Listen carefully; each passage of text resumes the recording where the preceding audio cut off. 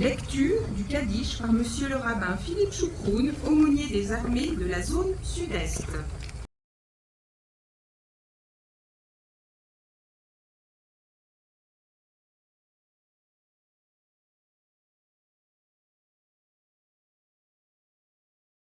יתגדל ויתקדש שמי רבה. בעלמא דיברותי ויחותי וימניר מלכותי ויספר פוקדני ויקרב משיחי. בחייכון וביומכון ובחיי דכל בית ישראל באה גלה בזמן קריב ואמרו אמן. יש שמי רבה מברך לעולמי עולמיה. יתברך וישתבח ויתחומם וינשיא ויתהדר ויתעלה ויתהלל שמי דקודשיה בירכו. לעילם מכל ברכתה שירתה תשבחתה ונחמתה דא אמירן בעלמא ואמרו אמן.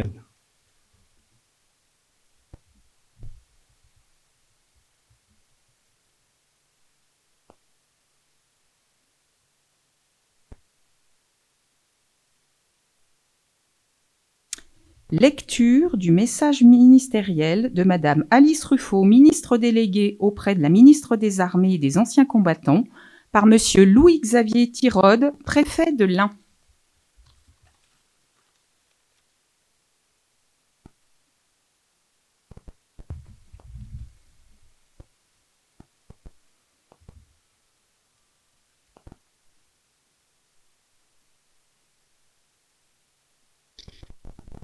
Les 16 et 17 juillet 1942, à Paris et dans sa proche banlieue, 12 884 femmes et enfants étaient surpris au petit matin à leur domicile par des policiers et des gendarmes français.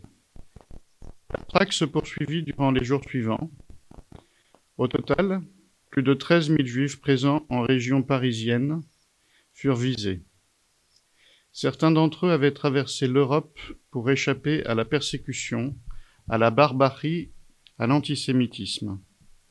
Ils avaient pensé trouver en France, patrie des droits de l'homme, patrie des Lumières, la liberté qu'on avait voulu leur enlever ailleurs. Depuis le mois de juin, déjà, une ordonnance infâme les avait obligés à porter l'étoile jaune, mais beaucoup gardaient confiance dans les autorités françaises. Quelques mois plus tôt, lors de la conférence de Wannsee, le régime nazi avait arrêté les modalités du sort qui leur était réservé, comme à l'ensemble des Juifs d'Europe. L'extermination. Et il y a 84 ans, c'est l'État français qui les livrait à leurs bourreaux. Des milliers de fonctionnaires furent mobilisés, des bus affrétés. La circulaire numéro 173-42 de la préfecture de police indiquait « Les enfants de moins de 16 ans seront emmenés en même temps que les parents ». La folie criminelle de l'occupant a été secondée par les Français, par l'État français, ainsi que le reconnaissait en 1995 le président Jacques Chirac. Dès 1940, sans que l'occupant l'eût exigé, l'État français avait de lui-même exclu les Juifs de la communauté nationale. 2 statuts, en octobre 40 puis en juin 41, les chassaient de la fonction publique, de la magistrature, de l'armée, de la presse, de l'école. Une loi d'octobre 1940 permettait d'interner les Juifs étrangers. Les 16 et 17 juillet 1942 furent les jours les plus visibles d'une entreprise qui dura 4 ans, et le Veldiv donnera son nom à la plus vaste rafle organisée sur notre sol. Tandis que des célibataires et des couples sans enfants sont conduits au camp de Drancy, les familles sont enfermées au vélodrome d'hiver.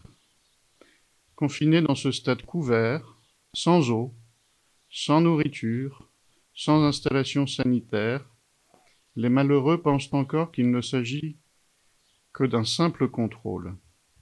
Certains y resteront jusqu'à 6 jours, torturés par la faim, la soif, dans les cris d'effroi et une chaleur d'étuve.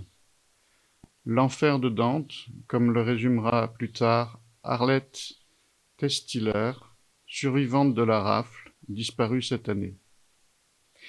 Puis viendront les transferts vers les camps du Loiret, à Pithiviers, à Beaune-la-Rolande, administrés et gardés par les autorités françaises. Parmi eux, 4115 enfants. Presque tous seront déportés puis assassinés à Auschwitz. De 1942 à 1944, 68 convois partirent de France vers les camps d'extermination, emportant 76 000 déportés voués à la mort parce qu'ils étaient juifs. Et pourtant, partout, des consciences s'opposèrent au pire. Sous la chape de haine et de nuit tombée sur la France dans les années d'occupation, des lumières, par milliers, refusèrent de s'éteindre. Des femmes et des hommes de toutes origines et de toutes conditions ont sauvé des Juifs des persécutions antisémites et des camps d'extermination. Bravant les risques encourus, ils ont incarné l'honneur de la France, ses valeurs de justice, de tolérance et d'humanité. Ce furent des portes qui s'ouvrirent, des faux papiers fournis, une place ajoutée à la table pour un enfant caché et un nom pu jusqu'au bout.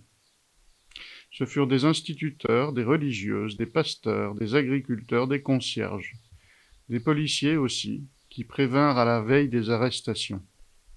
Ce furent des justes. Chacun risquait sa liberté et sa vie. Aucun ne se croyait un héros. La France n'a pas fini de compter ses justes. Beaucoup sont restés inconnus, qui vécurent fidèlement une vie cachée et reposent dans des tombes que personne ne visite plus.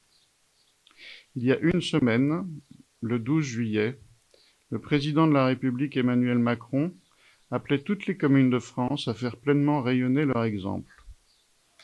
Il est temps désormais que sur chaque maison, chaque immeuble, chaque lieu où des Juifs furent abrités, hébergés, sauvés, soient apposés les noms des justes qui les sauvèrent de la barbarie nazie. Il rappelait que la vigilance est un devoir, car cette mémoire n'est pas seulement celle d'un crime passé, elle nous montre ce que deviennent les institutions lorsqu'elles cessent de servir la vérité, la justice, le respect et la dignité humaine. Face à un régime criminel qui avait voulu effacer jusqu'au terme de notre devise nationale, les justes en persévérèrent le sens et la force. Ils nous lèguent la mission de servir à notre tour, dans chacune de nos vies, contre toute forme de haine, de racisme et d'antisémitisme, ces valeurs par lesquelles une part de l'ordre du monde a été sauvée. Liberté, égalité, fraternité. Vive la République et vive la France.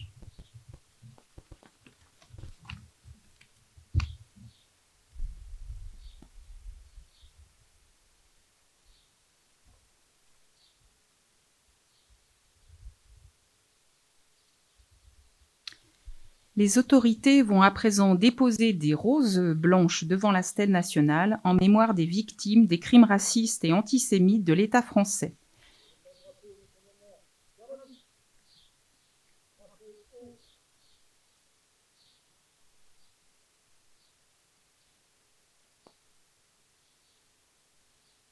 Monsieur Thierry Philippe, président de la Maison d'Isieux.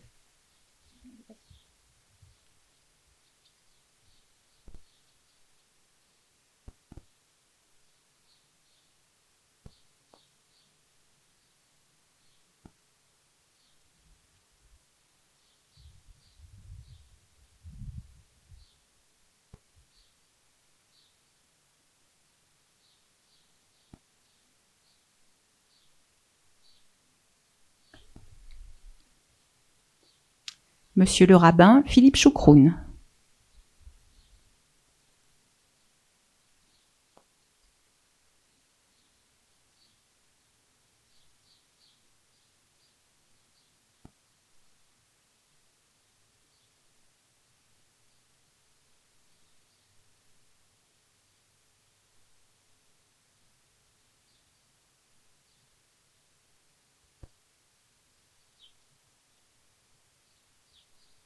Monsieur Ignace Di Filippo, président de l'Union départementale des anciens combattants de l'Ain.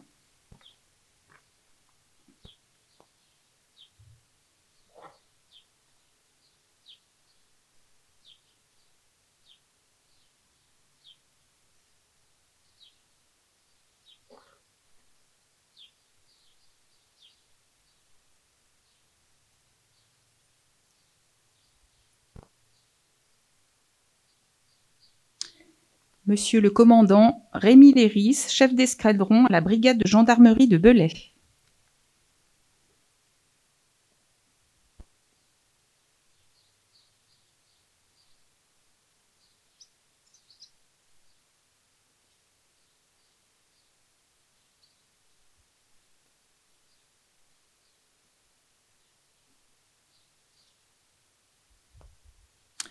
Monsieur Thierry Verguin, maire de Brégnier-Cordon.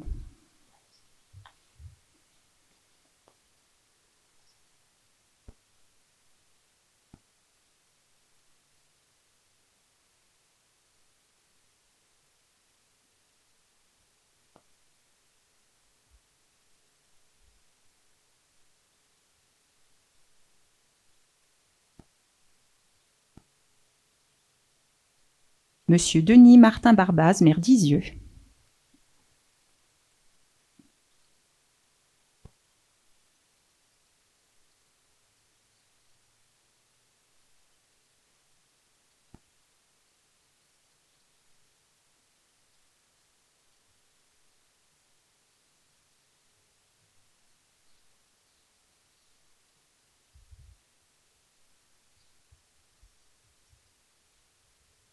Madame Pauline Godet, présidente de la communauté de communes du Bugey Sud.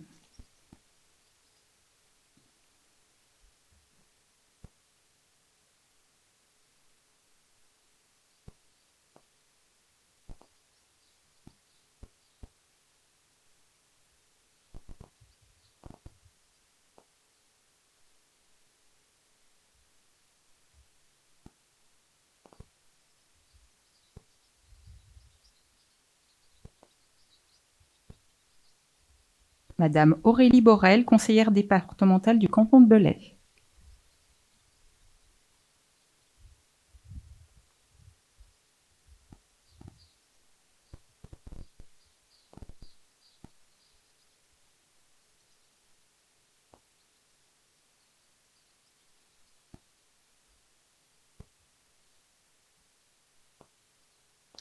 Monsieur Jean-Yves Edon, conseiller départemental du canton de Belay et conseiller municipal du canton, pardon, oui, de Belay et conseiller municipal de Belay.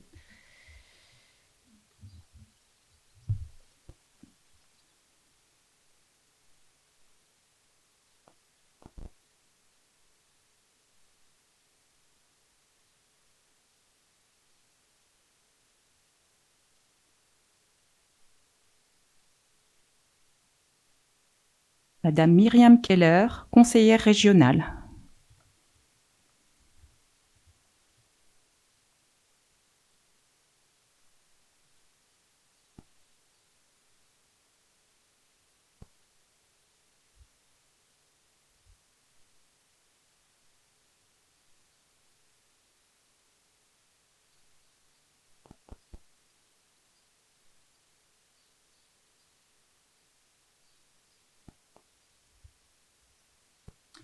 Madame Sophie Delorme-Duret, suppléante de Madame la députée Olga Givernet.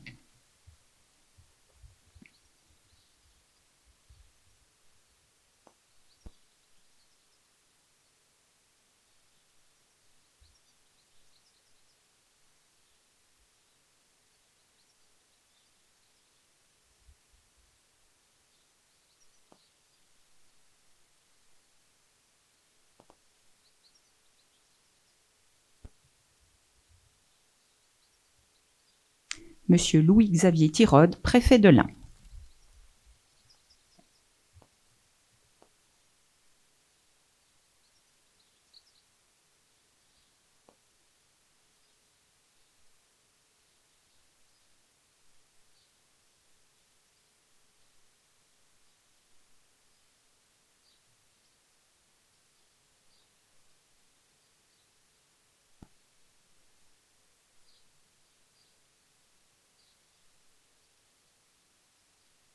Je vous remercie de bien vouloir à présent observer 1 minute de silence.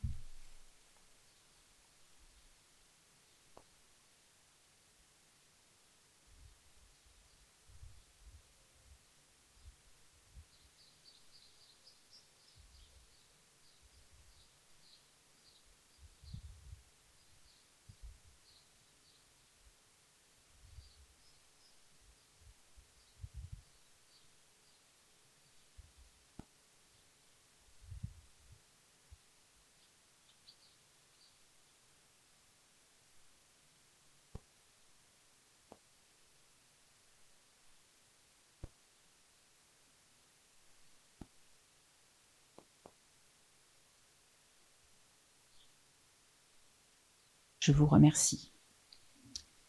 J'invite les autorités à venir saluer les porte-drapeaux. Après ce salut, je vous demanderai de reconstituer votre ligne et d'attendre ici le temps d'installer les choses, que les porte-drapeaux se déplacent ensuite vers la maison et qu'on installe le tout devant la maison.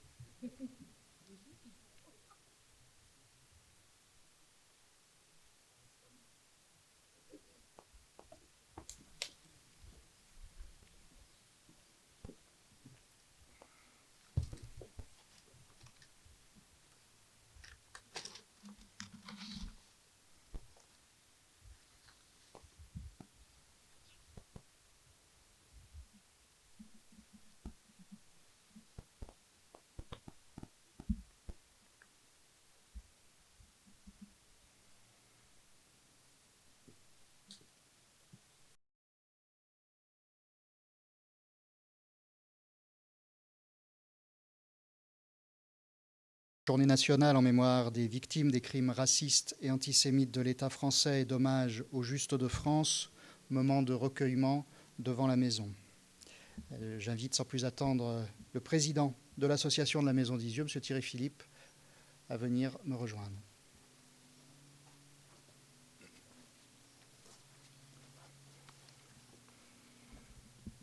Monsieur le préfet, mesdames et messieurs les élus, mesdames et messieurs les représentants d'associations, mon commandant, monsieur le rabbin, chers amis surtout.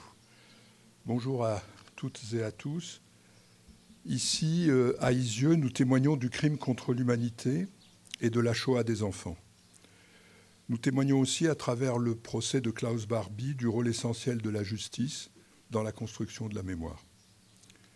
Aujourd'hui, c'est la mémoire de la rafle du Vélodrome d'hiver du 16 et 17 juillet 1942 qui est au cœur de notre rassemblement. Et monsieur le préfet a très bien parlé de la deuxième cause de notre rassemblement, c'est-à-dire les Justes de France. En 2 jours, 13 152 personnes, 4 115 enfants juifs furent arrêtés par la police française. Parmi elles, 1129 hommes, 2916 femmes et 4115 enfants furent enfermés dans le Vélodrome d'hiver tandis que d'autres adultes étaient dirigés directement vers Drancy. Ces enfants étaient pour beaucoup nés en France, même si leurs parents étaient souvent étrangers. Ils furent détenus dans des conditions inhumaines au Vélodrome d'hiver, transférés dans les camps de Pithiviers et de Baume-la-Rolande, et à partir du mois d'août, ils furent séparés de leur mère afin d'être déportés à Auschwitz-Birkenau. Aucun de ces 4115 enfants n'est revenu. Hier, j'ai demandé à mon petit-fils de 11 ans ce qu'était la rafle du Veldiv. Il m'a répondu que c'était un moment terrible de la Seconde Guerre mondiale où les Allemands avaient arrêté de très nombreux Juifs et les avaient enfermés dans des conditions inhumaines dans un vélodrome. Je lui ai répondu que c'était encore pire, car ce n'étaient pas les Allemands qui étaient venus arrêter ces enfants et leurs familles, mais bien la police française. Cette vérité est difficile, mais elle est indispensable. Jacques Chirac l'a reconnue avec courage en affirmant la responsabilité de l'État français. Et le général de Gaulle rappelait, lui, qu'à ses yeux, la République française n'avait jamais cessé d'exister et que le régime de Vichy représentait une trahison de nos valeurs et une honte pour notre pays. On dit souvent que l'histoire est un éternel recommencement. Je ne sais pas si cette formule est toujours juste, mais je sais qu'aucune démocratie n'est définitivement à l'abri de la haine, du racisme et de l'antisémitisme. Et au moment où disparaissent les derniers témoins de cette tragédie, la responsabilité nous revient. Celle de transmettre, d'expliquer, de témoigner pour que les générations qui viennent comprennent que ce qui s'est passé ne doit plus se reproduire et que nous soyons capables de reconnaître les signes avant-coureurs de l'intolérance. Car malheureusement, l'antisémitisme n'a pas disparu. Il progresse à nouveau en France, dans le monde. Et avec une trentaine de sites mémoriaux européens, nous avons signé le 15 juillet une déclaration commune importante dans ce moment où disparaissent les survivants. Cette déclaration dit « Les sites mémoriels européens établis sur les lieux liés aux crimes perpétrés par les nazis, les fascistes et leurs complices durant la Seconde Guerre mondiale constituent un héritage visible de l'histoire qui a façonné les fondements de l'Europe d'après-guerre. À mesure que nos sociétés évoluent et que disparaît progressivement la génération des survivants et des témoins directs, les sites mémoriels ont la responsabilité permanente de transmettre la connaissance du passé, de nourrir la réflexion de nos sociétés contemporaines et de signaler, puis de combattre toutes les formes de déshumanisation, de racisme, d'antisémitisme et de xénophobie, où qu'elles apparaissent. Pour remplir cette mission, les sites mémoriels occupent une place singulière. Fondés sur une recherche rigoureuse et sur les preuves historiques, ils doivent être détachés des intérêts particuliers, indépendants, porter une parole critique, notamment face aux évolutions politiques et à toutes les formes de discours de haine. Cela implique que les sites mémoriels demeurent des lieux où les questions difficiles peuvent être posées et où des mises en garde peuvent être formulées lorsque les circonstances l'exigent. Cette mission ne peut être pleinement assurée que si les sites mémoriels bénéficient d'une indépendance de programmation à l'égard de toute autorité politique, qu'elle soit locale, régionale, nationale ou européenne. Leur autonomie intellectuelle et opérationnelle ne doit pas être soumise à des pressions politiques ou budgétaires. En tant que gardiens d'une histoire qui a marqué l'ensemble de l'Europe, leur indépendance ne relève pas seulement de leurs instances dirigeantes respectives, mais constitue un intérêt commun pour l'Europe tout entière. Et face aux défis qui menacent la démocratie et la paix, nous appelons, les 30 Centres, toutes les parties prenantes au débat public, à respecter ce principe d'autonomie. Voilà l'essentiel de cette déclaration. Se souvenir n'est donc pas seulement un devoir envers les victimes et envers les justes qui les ont quelquefois sauvés, c'est aussi une exigence pour notre présent et pour notre avenir. C'est un appel à la vigilance, à la responsabilité, à la conscience de chacun, y compris lorsque nous aurons un bulletin de vote dans la main. Que la mémoire de ces 4115 enfants continue de nous guider et de nous rappeler notre devoir d'humanité. Je vous remercie de votre présence.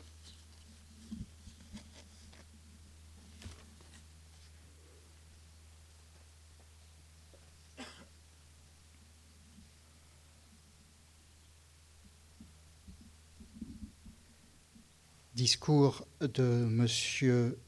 Louis-Xavier Tirode, préfet de l'Ain.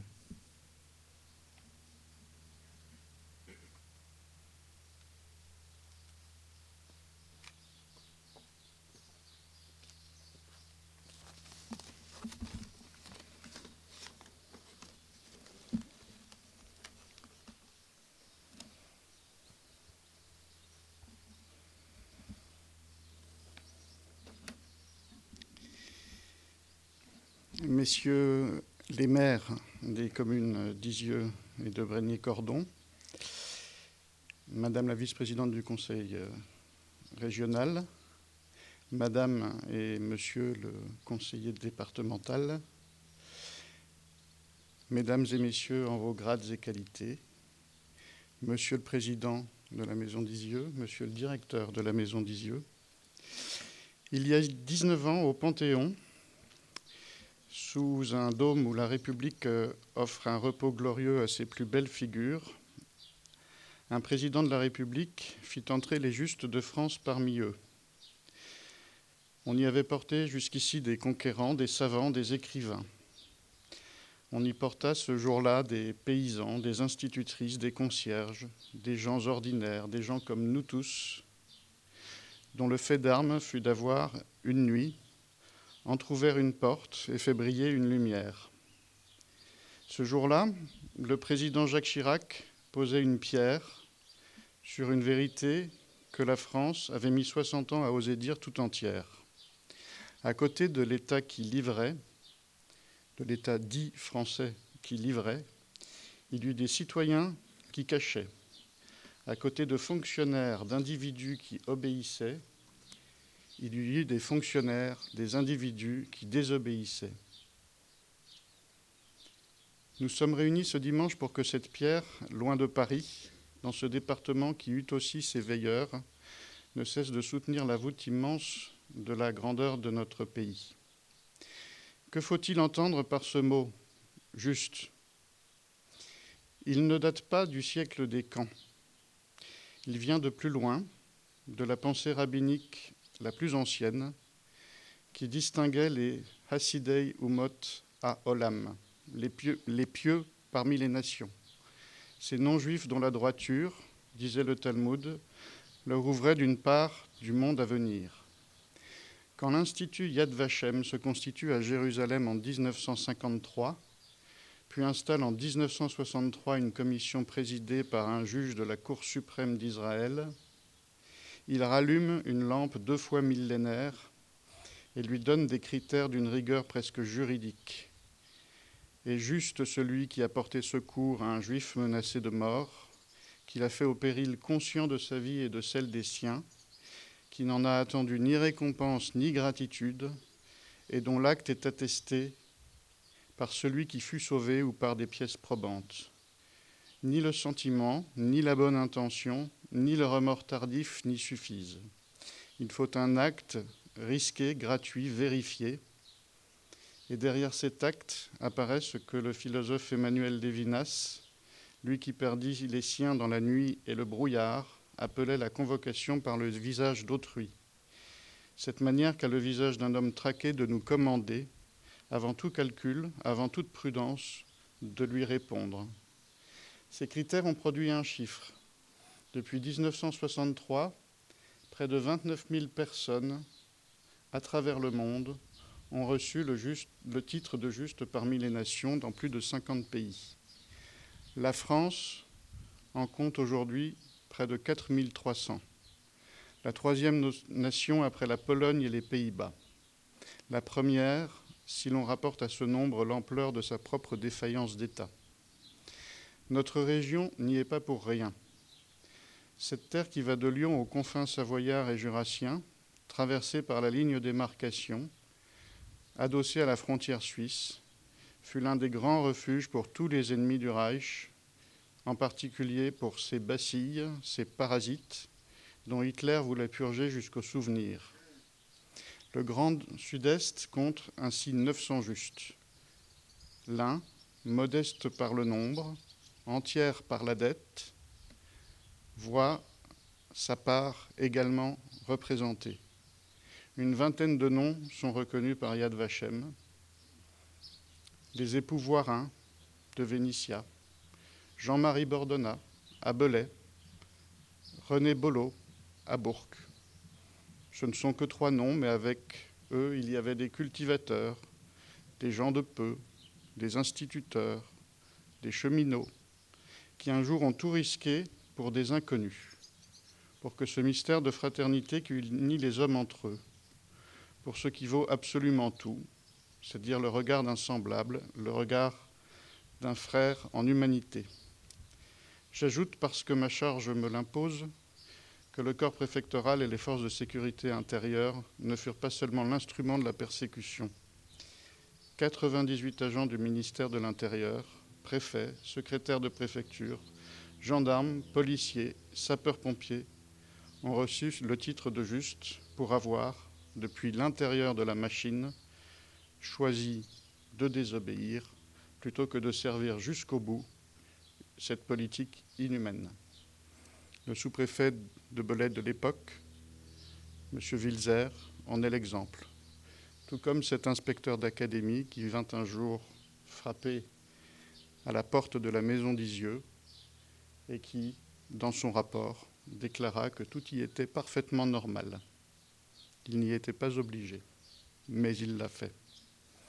Cette mémoire-là m'oblige, et j'entends qu'elle oblige toute mon administration. Il faut aussi regarder ce que ce chiffre recouvre, car il porte une leçon dont notre époque a un besoin criant.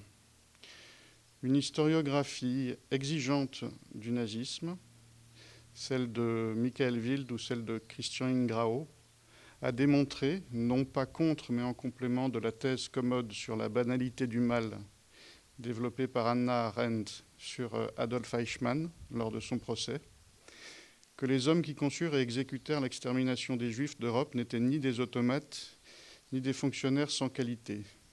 C'étaient des convaincus. Ils ont appelé cette génération, ces hommes, la génération de l'inconditionnel. Si l'on prend cette leçon au sérieux, il faut en tirer la conséquence exactement symétrique pour le bien qui lui fit face. Le sauvetage ne fut pas davantage un réflexe, une bonté qui aurait coulé de source, cacher une famille pendant 3 ans, fabriquer de faux papiers semaine après semaine, mentir chaque jour aux gendarmes, aux voisins, parfois à son propre curé, cela ne se fait pas par accident. Cela se décide et se redécide chaque matin, dans le secret, sans témoin, sans applaudissements. Voilà pourquoi les justes furent si rarement des héros de naissance et si souvent des gens sans grade. Ils ne différaient pas des autres par un tempérament hors du commun, mais par une décision qu'ils surent tenir jour après jour, quand d'autres cédèrent une fois de plus, pour toutes, à la première peur venue. Il y a donc une autre génération de l'inconditionnel, celle de l'humanité. Le philosophe allemand Kant nous donne la grammaire exacte de leurs gestes. Agir par devoir, non par intérêt, ni par calcul de récompense. Et c'est très exactement le critère de Yad Vashem. Nulle contrepartie recherchée. Et c'est très exactement ce que dit, dans une toute autre langue, la tradition juive elle-même, puisque sur la médaille remise à chaque juste est gravée une phrase de la Mishnah. Quiconque sauve une vie sauve un monde entier. Chaque existence porte en elle un monde possible, une descendance de pensées et d'actes qui, interrompus, s'éteint sans retour. Sauver un homme, ce n'est donc jamais sauver un seul homme. Les kabbalistes de Safed, au XVIe siècle, enseignaient que Dieu, pour laisser la place au monde, avait dû se contracter, se retirer lui-même. Ils appelaient ce retrait le tzimtzum. Il y a, dans le geste du juge, quelque chose de ce retrait-là. Se faire un peu plus petit dans sa propre maison, dans sa propre peur, pour que quelqu'un d'autre y tienne. La tradition hassidique va plus loin encore, avec la légende des 36 justes cachés, les Lamed Vav, sur l'existence anonyme desquels le monde tiendrait debout, sans que nul, parfois eux-mêmes, ne le sache. On ne peut s'empêcher de songer, devant tant de justes, qui, longtemps après la guerre, s'étonnaient sincèrement qu'on vînt les honorer pour ce qu'ils considéraient comme allant de soi. Il y avait, selon eux, dans leurs actes, ni grandeur, ni emphase, seulement la conviction en eux-mêmes qu'ils faisaient leur métier d'homme. Et c'est peut-être la définition la plus juste du juste, celui qui s'efface derrière son acte et ne laisse debout que le devoir accompli. Permettez-moi pour finir de revenir à ce 18 janvier 2007. Le président y rappela un fait que l'on cite trop peu. Grâce à cette solidarité agissante, selon le mot de l'historien Serge Klarsfeld, les 3/4 des Juifs présents en France avant-guerre échappèrent à la déportation. Quand, sur les quelques 75 000 déportés, 2 500 à peine vinrent. Ce chiffre seul dit ce que les justes ont pesé dans notre histoire. Non un supplément d'âme apporté à la tragédie, mais l'une de ses issues et l'une de ses digues. Le président Chirac, au Panthéon, a quant à lui parlé de lumière par milliers. Cette phrase a été citée plusieurs fois ce matin. Ces lumières qui refusèrent de s'éteindre sous la chape de haine tombée sur la France occupée. Honorer les justes ne se réduit pas à se souvenir d'un passé clos. C'est affirmer, pour aujourd'hui, qu'aucun ordre, aucune loi, aucune raison d'État ne dispense d'un homme de rester ce qu'il est, et que la conscience de chacun demeure, en dernier ressort, le seul rempart contre la barbarie organisée. À l'heure où l'antisémitisme reprend, sous des habits nouveaux, un visage que l'on croyait rayé de l'histoire, cette leçon n'est pas un hommage funèbre, mais une exigence pour le présent. Car oui, l'antisémitisme reprend. Il se répand, au travers notamment de l'antisionisme. C'est grave, c'est dramatique. Un sondage de l'IFOP en 2025 déclarait que plus de 16% des enfants se déclaraient incapables d'avoir un ami juif. Rassurez-vous ou non, c'était la même proportion qui disait que ces enfants s'interdisaient d'avoir un ami policier ou gendarme. Ces chiffres parlent d'eux-mêmes. Ces chiffres démontrent l'antagonisme, l'agonistique, pour parler comme certains théoriciens de l'extrême gauche, trouve à s'épandre, à se répandre dans la société.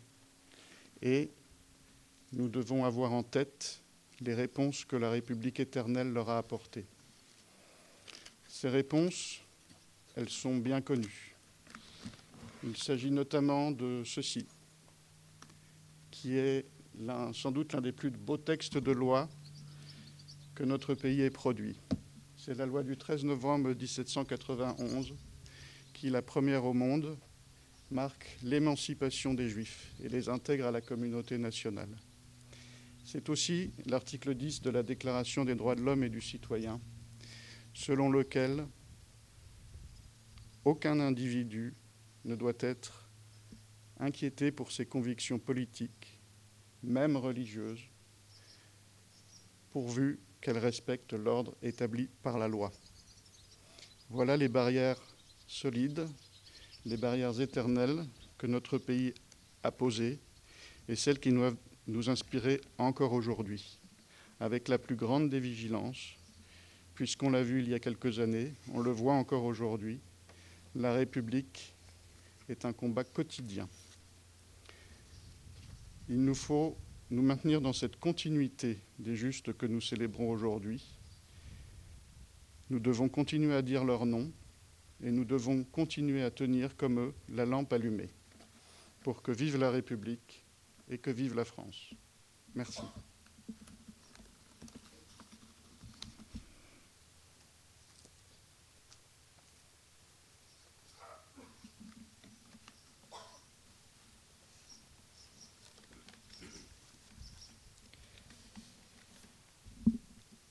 Au printemps dernier, la Maison d'Isieux a signé une convention avec la délégation interministérielle à la lutte contre le racisme, l'antisémitisme et la haine anti-LGBT et avec le centre EPID de Meyzieux. Cette convention actait le fait que chaque section du centre EPID de Meyzieux vient chaque mois ici pour une visite et un atelier. Mais cette convention précise aussi que les jeunes de l'EPID porteraient désormais cette cérémonie chaque année. À l'occasion de cette convention, les jeunes de la section Nelson Mandela ont offert à la Maison d'Isieux une lettre, un texte si beau qu'il nous a paru nécessaire qu'ils en fassent aujourd'hui devant vous la lecture. J'invite donc à me rejoindre 2 jeunes du Centre Épide de Mes Yeux pour lire cette lettre.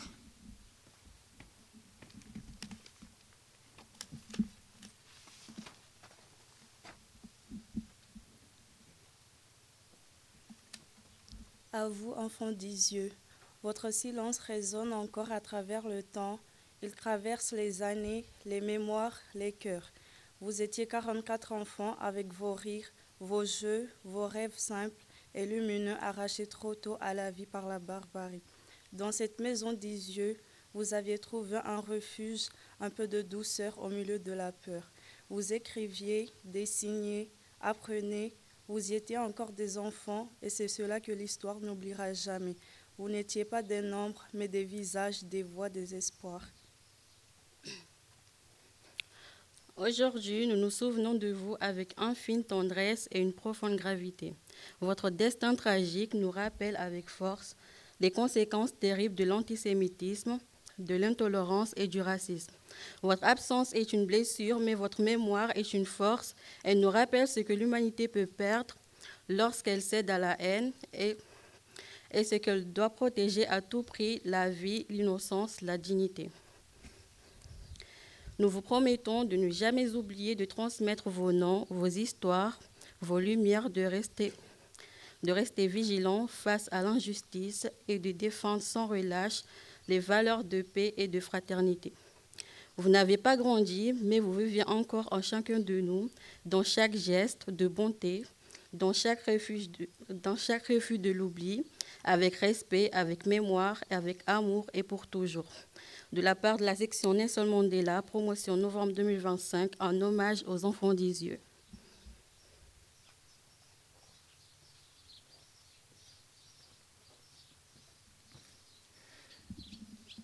Nous allons à présent procéder à la lecture des noms des 44 enfants et des 7 adultes qui ont été raflés ici le 6 avril 1944.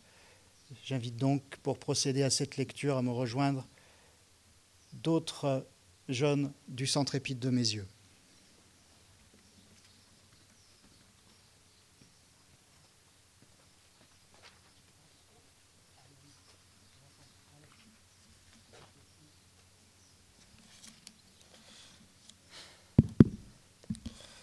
Sami Adelsheimer, 5 ans.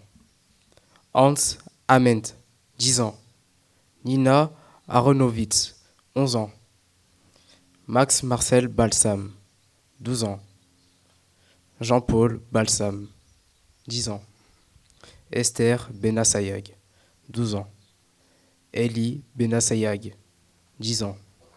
Jacob Benassayag, 8 ans.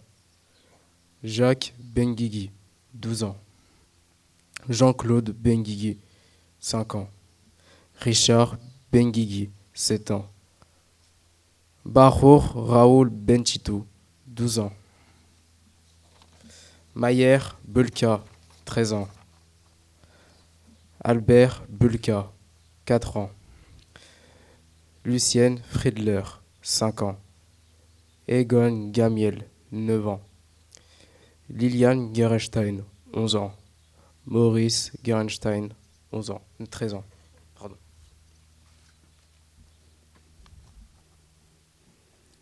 Henri Chaim Goldberg, 13 ans. Joseph Goldberg, 12 ans. Claude Allobrenner, 5 ans. Mina Allobrenner, 8 ans. Georgie Alpern, 8 ans. Arnold Hirsch, 17 ans. Isidore Karjman, 10 ans. Liane Krochmal, 6 ans. Renate Krochmal, 8 ans. Max Lehner, 8 ans. Claude Levent Reifmann, 10 ans. Fritz Löwmann, 15 ans. Alice Jacqueline Lousga, 10 ans. Marcel Mermélestin, 7 ans. Paul Mermélestin, 10 ans. Théodore Reis, 16 ans. Gilles Sadowski, 8 ans. Martha Spiegel, 10 ans.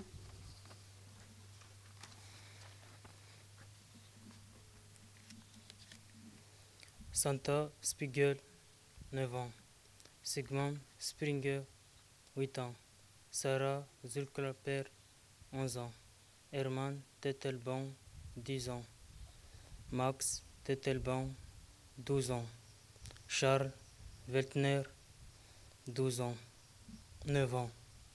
Otto Weltheimer, 12 ans. Emile Zurkerbeck, 5 ans. Lucie Feiger, 49 ans. Mina Friedler, 32 ans. Sarah Levan Reifmann, 36 ans. Eva Reifmann, 61 ans. Moïse Reifmann, 62 ans. Miron Zlatin, 39 ans. Léa Feldblum, 25 ans, seule survivante.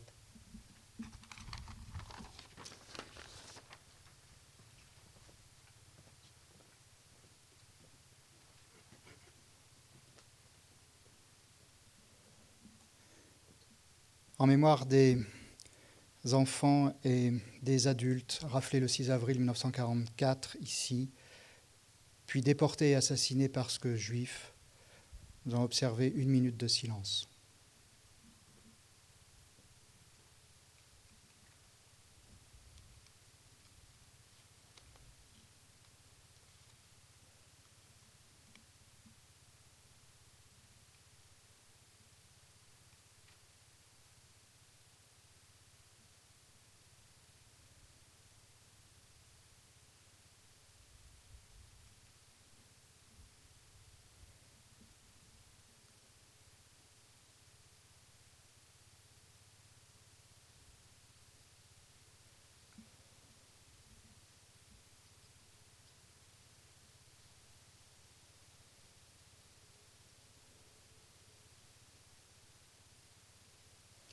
Je vous remercie.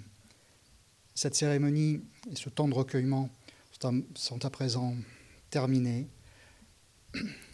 Je vous remercie pour votre présence et je vous invite à partager le verre de l'amitié en salle Pierre-Marcel Wilzer.